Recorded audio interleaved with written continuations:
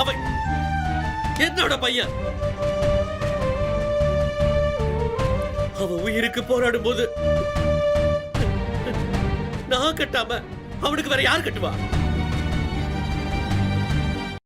அத கூட அவனுக்கு உரிமையை செய்ய முடியாம திருட்டுத்தனமா செஞ்சுட்டு தூர நின்னு பார்த்தேன்.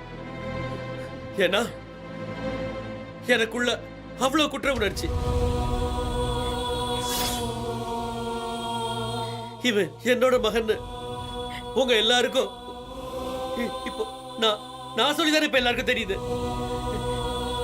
இத கேட்கும் போது உங்க எல்லாருக்கும் எப்படி ஷாக்கா இருந்துச்சோ அதே மாதிரிதான் அவனுக்கும் ஷாக்கா இருக்கும். ஏன்னா நான் தான் அவனோட அப்பாங்கிற விஷயம் அவனுக்கும் இப்பதான் தெரியும்.